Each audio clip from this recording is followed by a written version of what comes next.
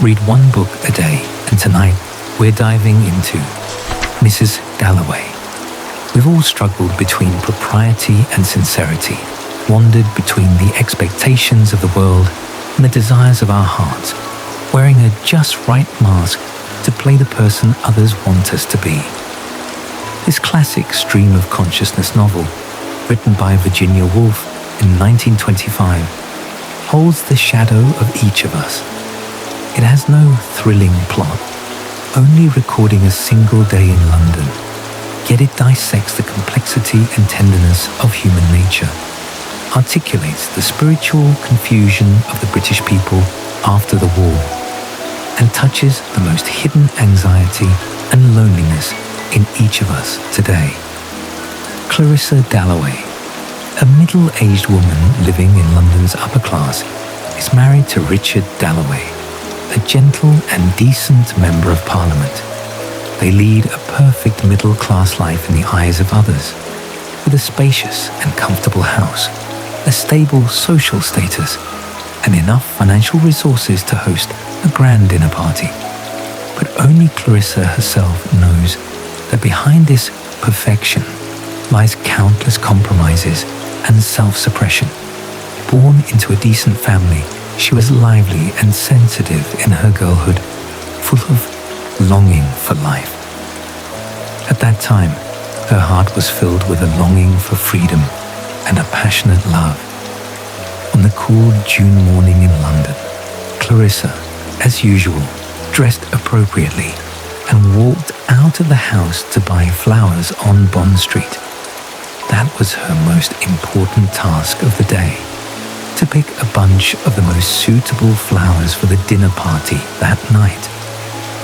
Walking down the familiar street, the chimes of Big Ben occasionally rang out, stirring her thoughts. Those long-buried memories welled up little by little, along with the hustle and bustle of the street. She thought of herself in her girlhood, and of the man named Peter Walsh, the one who once made her heart race and for whom she was willing to give up everything. At that time, Peter was passionate and rebellious, unbound by the rules of the world. He saw through the hypocrisy of the upper class and understood the struggle in Clarissa's heart. He once told her that she cared too much about others' opinions and was too easily kidnapped by worldly standards.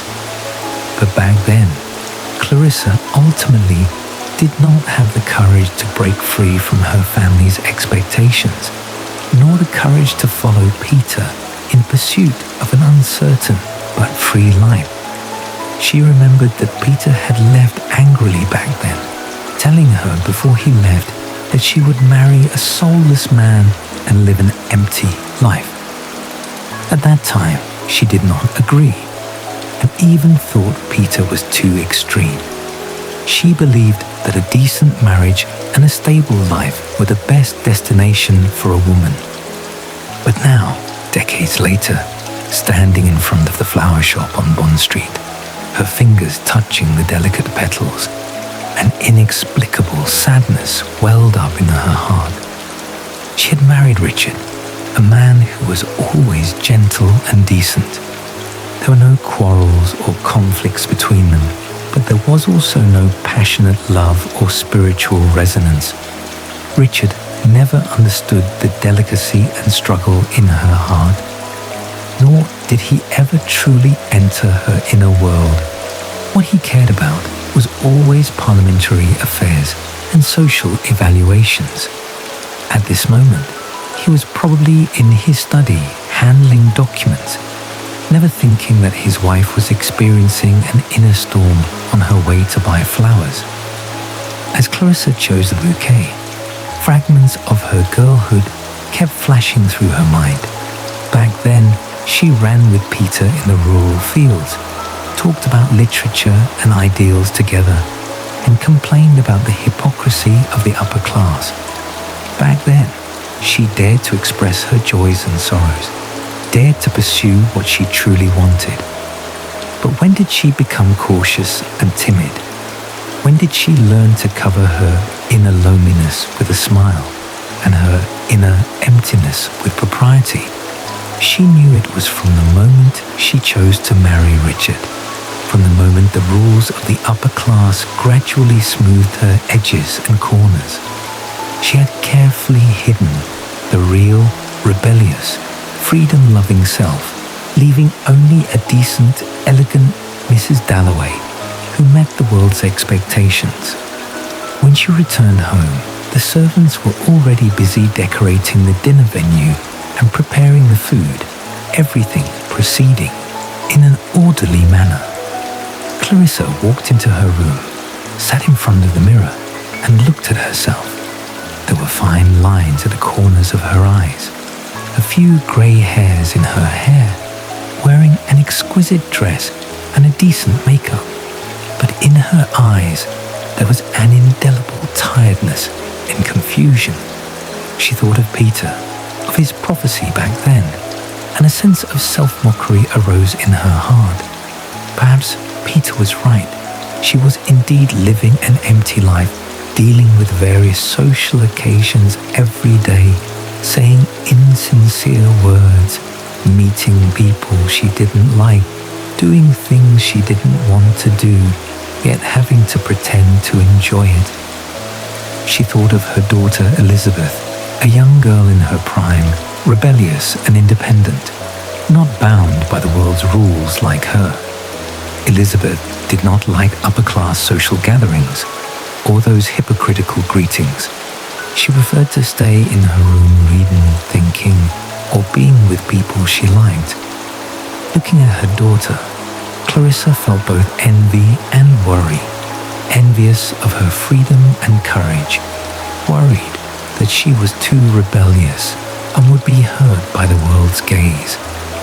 But she couldn't help but wonder if she had been as brave as Elizabeth back then, not kidnapped by her family's expectations and worldly standards, would she have had a different life? Would she not be struggling repeatedly in loneliness and confusion like she is now? In the afternoon, Clarissa sat in the living room, looking at the sunlight outside the window, her thoughts drifting far away. She thought of another person, Sally Seaton, a friend with whom she once shared everything. Like Peter, Sally was rebellious and free, unbound by the world's rules. She was once the light in Clarissa's heart, the person Clarissa longed to be. Back then, they shared their secrets together in the rural villa, complained about the hypocrisy of the upper class together, and looked forward to the future, life together. But later, Sally married a wealthy businessman and also became a worldly decent lady, no longer having the rebellion and freedom of the past. Clarissa remembered that the last time she saw Sally, she was wearing a gorgeous dress, saying insincere words, and the light in her eyes had long disappeared. At that moment, Clarissa was filled with disappointment and fear. She was afraid of herself and also afraid of Sally, afraid that they would eventually be swallowed up by the tide of the world and become the person they once hated the most. Just as Clarissa was immersed in her thoughts, the doorbell rang. The servant came in and announced that Peter Walsh was back. Hearing this name, Clarissa's heart skipped a beat and cold sweat broke out in her palms. After decades of separation, she thought she'd long since let go, thought that seeing him again would be calm, but only she knew that Peter had never truly left her heart. She straightened her dress, took a deep breath, put on a decent smile, and walked into the living room. Peter was still the same as before, only with a little more vicissitudes at the corners of his eyes, but the passion in his eyes had not faded. He looked at Clarissa, a complex smile on his lips, no unnecessary greetings, no hypocritical courtesy, as if they had never been apart. "Clarissa," he said, his voice a little hoarse. "You're still the same, still so decent, still so concerned about others' opinions." Clarissa's smile froze for a moment, and a sadness welled up in her heart. She knew that Peter saw through her disguise at a glance, saw through the loneliness and struggle in her heart. They sat in the living room, talking about the past and their experiences over the years. Peter told Clarissa that he had been abroad all these years, experienced many things, and also gained a lot of insight. He still did not like the hypocrisy of the upper class and still pursued the freedom he wanted. He looked at Clarissa, his eyes filled with a little regret. "I told you back then, don't be kidnapped by the world's rules. Don't give up what you truly want for the sake of propriety. But you still chose this path." Clarissa fell silent. She wanted to say something, but didn't know what to say. She knew that Peter was right, but she had no way back. The conversation with Peter was like a key, unlocking the long sealed door of Clarissa's heart. Those emotions she had deliberately suppressed, those loneliness and confusion she had carefully hidden, surged out at this moment. Looking at Peter, she suddenly felt extremely tired. She wanted to take off her disguise, wanted to cry loudly, wanted to tell Peter that she regretted it, regretted not following him to pursue a free life. But she couldn't. She was Mrs Dalloway, the wife of a member of Parliament. She had to remain decent and elegant. She couldn't expose her vulnerability and inadequacy in front of others. After Peter left, Clarissa returned to her room, sat in front of the mirror, and tears finally fell. She thought of her life, of the dreams she had given up, of the emotions she had suppressed, of Peter's regret, of Sally's change, and her heart was filled with endless regret and loneliness. She felt like a bird trapped in a cage, longing for freedom but unable to break free, only repeating the same life day after day in the cage, enduring the inner torment. Just as Clarissa was immersed in sadness and regret, the fate of another person was quietly coming to an end in another corner of London. His name was Septimus Warren Smith, a World War I veteran, a young man whose soul had been destroyed by the war. Septimus was once a passionate, cheerful young man, full of hope for life. But the cruelty of World War I completely changed his life.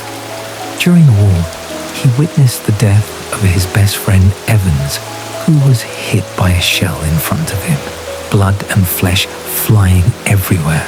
At that moment, Septimus's world completely collapsed. After the war, Septimus returned to London, but he was no longer the passionate and cheerful young man he used to be. He suffered from severe shell shock, living in hallucinations and pain every day. He could always see Evans's figure and hear Evans's voice. Those war scenes tormented him day and night like nightmares. He became silent and withdrawn, unwilling to communicate with others, even unwilling to talk to his wife Rezia. Rezia loved Septimus deeply. Seeing her husband's gradual depression, she was extremely anxious. She took Septimus to see many doctors, but those doctors did not understand Septimus's pain at all. They attributed Septimus's symptoms to mental illness and weak will. They prescribed many medicines for Septimus, but never truly listened to his inner voice or cared about his pain. Septimus felt abandoned by the world. He felt like a burden, a liability. He did not want to drag Rezia down anymore, nor did he want to endure the endless pain. He often sat by the window alone, looking at the world outside, his heart filled with despair. He thought of those days during the war, of Evans's death, of his own helplessness and fear. He felt that death was perhaps the only relief, the only way to free himself from the pain. Looking at Septimus's appearance, Redzia was extremely distressed. She tried to comfort him, accompany him, and help him regain hope for life, but her efforts were always ineffective. Septimus's condition was getting worse and worse, his hallucinations more frequent, his mood lower and lower, and he even began to have suicidal thoughts. Redzia was very afraid. She stayed close to Septimus, not daring to relax for a moment, but she knew that in the end, she could not keep Septimus. In the evening, Septimus and Redzia sat at home. Septimus looked at Redzia, his eyes filled with a little guilt and reluctance.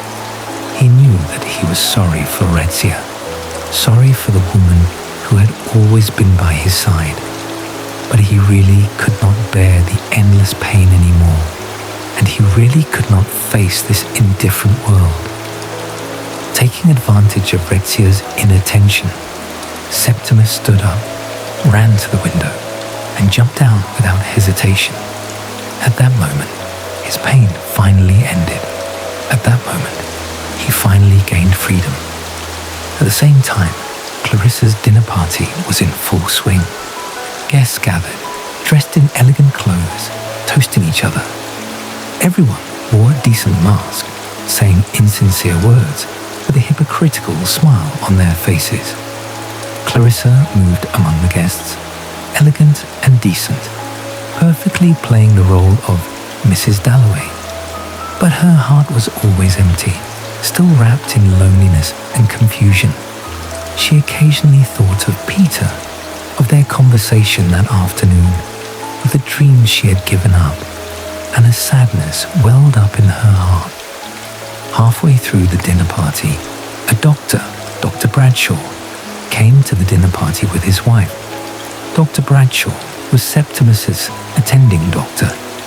He inadvertently mentioned that afternoon, one of his patients, a World War I veteran, had committed suicide. His name was Septimus Warren Smith, Dr. Bradshaw said casually. A mentally ill young man. It's really a pity. Hearing the name Septimus Warren Smith, Clarissa's body froze instantly, and the wine glass in her hand almost fell to the ground. She did not know who this young man was or what he had experienced, but at that moment, a strong resonance and an inexplicable sadness arose in her heart. She seemed to see that young man, see the pain and despair in his heart, see his longing for freedom, see the way he struggled in loneliness and confusion. She suddenly felt that this young man she had never met was so similar to herself. They were both trapped in their own cages, both longing for freedom, both enduring inner loneliness and struggle, both looking for a way to be free. The dinner party was still going on, and the guests were still chatting and laughing, but Clarissa could no longer integrate into it. She excused herself for feeling unwell, left the noisy living room, and went to a quiet room to stay alone. The moonlight outside the window shone gently in, illuminating every corner of the room, and also the tears on Clarissa's face. She thought of Septimus, of his suicide, of her own life, of Peter's regret, of Sally's change, and her heart was filled with endless emotions. She suddenly understood that Septimus's suicide was not cowardice or weak will, but a kind of resistance, a resistance against this indifferent world, a resistance against inner pain, and the ultimate pursuit of freedom. With his death, he freed himself from the trauma of the war, from the indifference of the world, from the inner pain, and gained true freedom. But she herself had been trapped in the cage of the world, kidnapped by propriety, responsibility, and others' opinions, dare not resist, dare not break free, only enduring day after day in loneliness and confusion. She thought of her dreams in her girlhood, of her longing for freedom, of what Peter had told her back then, and a sense of unprecedented clarity suddenly came to her heart.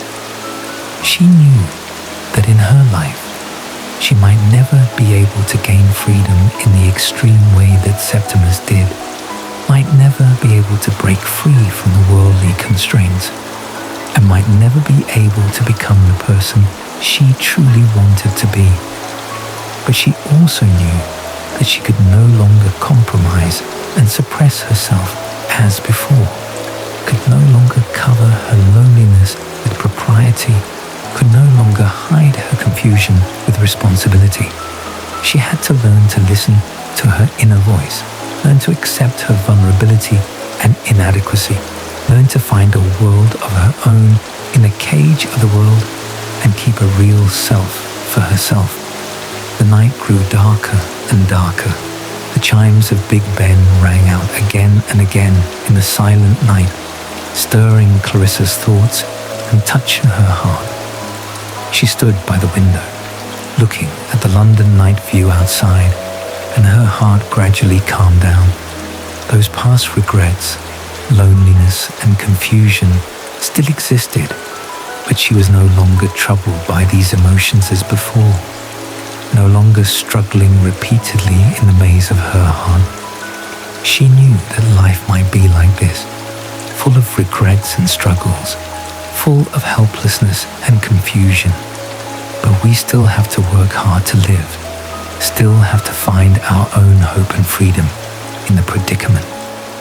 When Clarissa, amid the hustle and bustle of the dinner party, alone experienced the shock and epiphany brought by Septimus's suicide, Woolf also, through these two people who had never met, dissected the spiritual predicament of an era and the loneliness and struggle deep in everyone's heart. Mrs Dalloway was never a simple novel about the daily life of an upper-class woman. It was a work about life, death, freedom, loneliness, about the individual and the times, about self-identity and self-redemption. The core of the novel was never Clarissa's dinner party or Septimus's tragedy, but existence itself, how we find ourselves in the constraints of the world, how we reconcile with ourselves in the predicament of loneliness, how we find freedom and hope in the helplessness of life. With the technique of stream of consciousness, Woolf delicately presented the inner worlds of Clarissa and Septimus to us, letting us see that whether it was a decent lady in the upper class or a veteran destroyed by the war, their hearts hid the same loneliness and confusion and the same longing for freedom. In Britain, after World War I, the surface was still prosperous, but the interior hid endless trauma and desolation. The war not only destroyed people's bodies, but also destroyed their spirits. Shell-shock patients were everywhere. People lived in fear, anxiety, and confusion. Traditional values collapsed, and society was full of alienation and hypocrisy. Both Clarissa and Septimus were victims of this era. Clarissa was kidnapped by the rules of the upper class, lost herself, and lived in a cage of propriety. Septimus was tormented by the trauma of the war, abandoned by the indifference of society, and finally gained freedom through death. Their fate was a microcosm of the fate of countless people in that era, and their struggle was a true portrayal of the inner world of countless people in that era.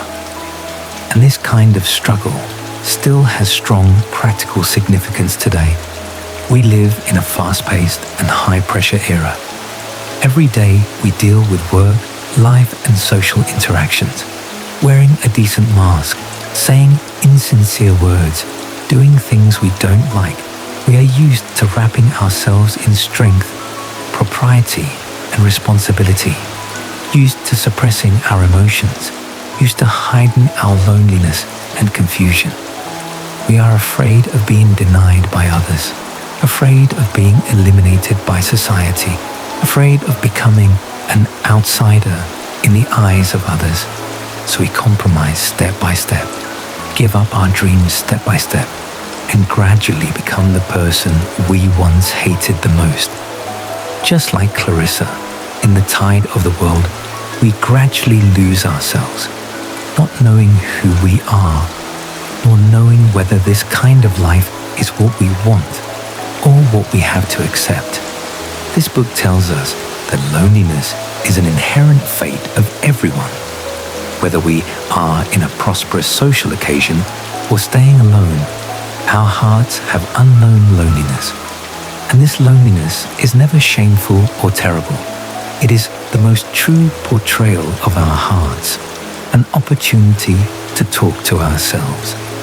We don't have to deliberately escape from loneliness, don't have to cover up loneliness with noise, but learn to accept loneliness, learn to listen to our inner voice in loneliness, and learn to reconcile with ourselves. It also tells us that freedom is never obtained for nothing. It requires us to have the courage to resist, the confidence to accept ourselves, and the determination not to be kidnapped by the world. Septimus gained freedom through death. This kind of freedom was extreme and tragic. After her epiphany, Clarissa chose another way, to find a world of her own in the constraints of the world, to keep a real self for herself. This kind of freedom was gentle and sober, and more suitable for each of us. For us modern people, the greatest inspiration from this book is to learn to be ourselves. In this era full of temptations and pressures, we don't have to care too much about others' opinions, don't have to deliberately cater to worldly standards, don't have to give up what we truly want for the sake of propriety. We can be imperfect, we can be vulnerable, we can be confused, we can have regrets, but we must remain true. We must listen to our inner voice, we must adhere to our original intention in the predicament, and find our own freedom and hope. We don't have to get rid of pain in the extreme way that Septimus did, nor do we have to struggle in loneliness and confusion for half our lives before having an epiphany like Clarissa. We can start now, take off our disguise, accept everything about ourselves, be neither humble nor arrogant, take our time, live earnestly in our own rhythm, love ourselves earnestly, and earnestly find our own life value. After all, the meaning of life is never to live for others to see, but to live for ourselves. It is never to pursue perfection and propriety, but to pursue truth and freedom. After hearing Clarissa's day and Septimus's tragedy, perhaps a trace of resonance has arisen in your heart, and you have some thoughts of your own. Mrs Dalloway is like a mirror, reflecting the loneliness and confusion in each of our hearts, and also reflecting our longing for freedom and truth. It tells us that life may be full of helplessness and struggle, but as long as we can listen to our inner voice, accept our vulnerability and inadequacy, and adhere to ourselves in the constraints of the world, we can find our own freedom and hope and live our own light in a lonely life. This book has no intense plot or perfect ending, but it moves readers from generation to generation with its most delicate brushstrokes and most sincere expression. It makes us understand that the meaning of life lies not in length, but in depth, not in propriety, but in truth. No summary can replace the original work. A good book is worth reading page by page. Good night, and wish you a sound sleep tonight. I'm Time for Bed. If you like it, don't forget to subscribe to the channel. And I look forward to our next encounter.